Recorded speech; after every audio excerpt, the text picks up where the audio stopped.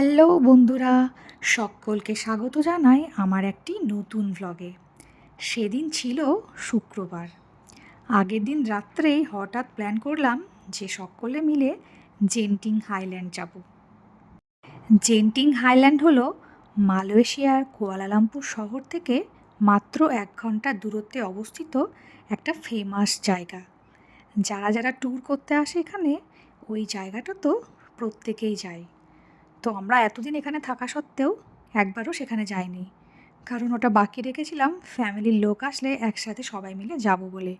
তো ফাইনালি সেই দিনটা চলেই এলো। তো ওখানে যেতে গেলে বাসে করেও যাওয়া যায় বা কারে করেও যাওয়া যায়। তো আমরা অনেকজন ছিলাম, বাচ্চা ছিল বলে আমরা গাড়ি করে গেছিলাম বাড়ির থেকে। তবে আমরা গ্র্যাব করে যাইনি, আমরা একটা পার্সোনাল গাড়ি পুরো ভাড়া করে নিয়েছিলাম। আমাদের সাথেই যাবে, স্টে করবে যতক্ষণ আমরা থাকবো, তারপর আবার আমাদেরকে নিয়েই ব্যাক করবে, এইরকম। তো যেতে যেতে রাস্তার ভিউগুলো এত সুন্দর, তোমরা দেখতেই পাচ্ছ, বড় বড় বিল্ডিং, গাছপালা। আর এই যে আস্তে আস্তে পৌঁছে গেছি সেই জেন্টিং আইল্যান্ডের প্রায় কাছাকাছি। এখানে মেন যে জিনিসটা সেটা হচ্ছে এই কেবিল কারে করে ওপরে ওঠা। মানে অ্যাকচুয়ালি জায়গাটা হচ্ছে পাহাড়, তো পাহাড়ের নিচে থেকে উপরে যেতে গেলে এই কেবিল কারে করে ওই পুরো জায়গাটার ভিউটা দেখতে খুবই ভালো লাগে। তো যারা কেবিল কারে যায় তারা নিচেই গাড়ি থেকে নেমে পড়ে। আমরা কেবিল কারে যাইনি, কারণ সেদিনকের ওয়েদারটা খুব একটা ভালো ছিল না, মানে পুরো কুয়াশা ছিল পাহাড়ের উপরটা, তো ভালো ভিউ পাওয়া যেত না। আর প্রচুর লাইন হয় কেবিল কারে, আর সেই জন্য আর যাইনি। তো আমরা গাড়িতে করেই উপরে উঠেছিলাম। তো উপরে উঠে ওখানে করে দুটো পার্ক আছে, একটা হচ্ছে ইনডোর পার্ক, থিম পার্ক, আর হচ্ছে outdoor theme park. Outdoor theme পার্কটা এত সুন্দর যে ওখানটা যেতে গেলে টিকিট লাগে। ভিতরে প্রচুর রকমের রাইড আছে, প্রচুর সুন্দর সুন্দর জিনিস আছে, ফটোজেনিক জায়গা আছে। তো আমরা আউটডোর পার্কে যাওয়া হয়ে ওঠেনি, কারণ আমাদের এমনিই যেতে যেতে অনেক লেট হয়ে গেছিলো। আমরা বেরিয়েছিলাম এই দুপুর নাগাদ। তো বিকেলে 7টার মধ্যে আউটডোর পার্ক বন্ধ হয়ে যায়। তো ইনডোর পার্কটাই দেখা শেষ হতে প্রায় আমাদের সন্ধে হয়ে যায়। আর বৃষ্টিও পড়ছিল, তো আউটডোর পার্কটা এমনি কেউ ছিল না, পুরো ফাঁকা। বৃষ্টি হলে তো সব রাইডগুলোই মানে বাদ চলে যাবে, কিছুতেই চাপতে পারবে না, এনজয় করতে পারবে না। তো সেই জন্য আমরা সেখানে যাইনি। তো ইনডোর থিম পার্কটাও খুব সুন্দর। অ্যাকচুয়ালি এটা একটু মলের মতো, ভিতরটা সাজানো গোছানো খুব সুন্দর। এই জায়গাটা দেখো কত সুন্দর করে সাজানো আছে। আমরা এখানে করে প্রচুর প্রচুর ফটো তুলেছিলাম। আমাদের সঙ্গে একসাথে গেছিলাম হচ্ছে আমার মামা শ্বশুর, মামা শাশুড়ি মা, আমি, আমার হাজব্যান্ড, আমার মেয়ে, আমার ননদ আর নন্দাই। তো এই কজন মিলেই আমরা জেন্টিং হাইল্যান্ড গেছিলাম। ইনডোর থিম পার্কেও কয়েকটা রাইড আছে, বেশ মানে বড়দের করার মতো, একটু খাতারনাক, একটু মানে সাহস করে যেতে হবে। তো ওটাতেই আমরা খুব ভালো মতো এনজয় করেছি। ওখানে একদম উপরতলায় ক্যাসিনো আছে, যেটার জন্য মানে পুরো প্রচুর ভিড় ছিল। দেখতেই পাবে তোমরা পরের ভিডিওতে যে এখানে ক্যাসিনো কারা কারা খেলে, মানে কত যে ভিড়, আমি তো দেখেই শুধু মানে অবাক হয়ে যাচ্ছিলাম। তো প্রথমে আমরা নিচের তলা থেকে শুরু করেছিলাম। এটা হচ্ছে নিচের তলাটা এরকম করে সাজানো চারিদিকে সুন্দর করে। তো এখানে একটু ক্যাত মেরে নিচ্ছিলাম, ফটো ভিডিও করছিলাম, সুন্দর সুন্দর জায়গা দেখে লোভ আর সামলাতে পারিনি। এরপর গেলাম সেই থিম পার্কের দিকে, ইনডোর। তো অ্যাকচুয়ালি এটা একটা মলের মতো, বলতে পারো 3-4 তলা মল। মলের একটা ফ্লোর পুরো হচ্ছে এই ইনডোর থিম পার্ক, যেখানে করে এই যে রাইডগুলো আছে। তো সেদিনকে বৃষ্টি ওয়েদার ছিল বলে ভাগ্যিস আমরা আউটডোর পার্কের জন্য আগে থেকে ভেবে রাখিনি, নয়তো পুরো টিকিটটাই আমাদের লস যেত। তো ভিতরে এই রাইডগুলো ছিল, দেখতে পাচ্ছ এই রাইডগুলো। তো প্রথমে ঢুকেই একটা স্টেজে এরকম নাচ হচ্ছিল, প্রত্যেকে ওই যে মিকি মাউসটার সাথে ফটো তুলছিল। মিকি মাউস তো নয়, মানে ওই একটা টেডি ভালু টাইপের দেখতে।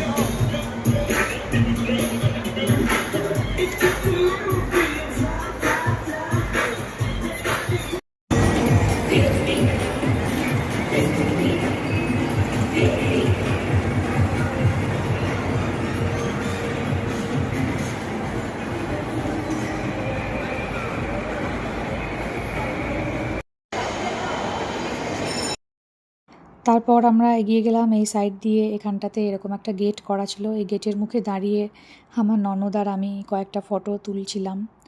তারপর ক্রমশ এগিয়ে যাচ্ছিলাম ভিতর দিকে এরকম প্রচণ্ড সুন্দর সুন্দর, এই যে এইটা একটা রাইড, তারপর আছে এইটা একটা রাইড, এইটাতে তো মানে এটা হচ্ছে সবথেকে ডেঞ্জারাস, মানে এরকম করে তীরে টাঙানোর মতো ব্যাপার, বসিয়ে ওটাও ঘুরছে, প্লাস যে চেয়ারগুলোয় বসে আছে সেগুলোও গোল গোল করে ঘুরছে। তো চারিদিক থেকে শুধু চিৎকারেরই আওয়াজ আসছিল গোটা থিম পার্কটা থেকে। আমিও একটা রাইডে চেপেছিলাম, যেটা তোমরা দেখতেই পাবে। এইটা হচ্ছে এরকম শুয়ে দেবে, শুয়ে শুয়ে তারপরে এই চালু হলো। তো এটা অনেকক্ষণ ধরে ভেবে ভেবে আমি ভাবলাম যাবো কি যাবো না, তো ফাইনালি চলেই গেছিলাম। আমার মেয়ে তো খুব কাঁদছিল আমি গেছি বলে, কিন্তু আমি সুযোগ আর হাতছাড়া করিনি।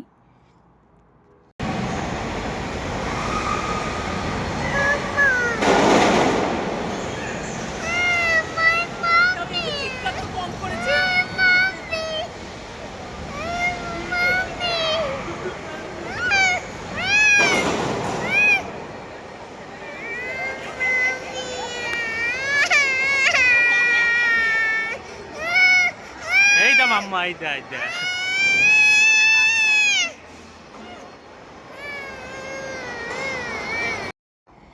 ওটা হয়ে গেলে সবাই মিলে চলে গেলাম একটা অন্য সেকশনে, যেখানে এরকম গেম ছিল বাচ্চাদের বড়দের সবার মিলিয়ে। এই গেম জোনটাও বেশ ভালো। এরকম আমি আগেও দেখেছি, এটা স্পেশাল কিছু আমার মনে হয়নি, এটা জাস্ট কমন একটা জিনিস। তো ওখানে আমার মেয়েকে একটু এন্টারটেন করলাম, ও যেগুলোই চড়লো সেগুলোই একটু চড়ানো হলো। তারপর ওই জায়গাটা মন ভরে গেলে এরপরে গেলাম আরও উপরতলার দিকে। তো উপরতলা থেকে পুরো থিম পার্কের ভিউটা এরকম দেখাচ্ছিল, বেশ ভালো লাগছিল দেখতে, এত সুন্দর মনে হচ্ছিলো যেন কোনো মেলা বসেছে। এরপর আমরা গেলাম হচ্ছে ওই যে ক্যাসিনো সেকশনটাই, তো ওখানে করে কিডস অ্যালাউড ছিল না, তো সেই জন্য ফার্স্টে আমার মেয়েকে ওর বাবার কাছে রেখে আমরা এই কজন ফার্স্টে গেছিলাম ভিতরটা দেখে আসার জন্য। তারপর আমরা ফিরে এলে ওর বাবা আর আমার নন্দাই মিলে গেছিলো। তো এই ভিতরটা দেখো এত সুন্দর, কত ভিড় লোকজনের।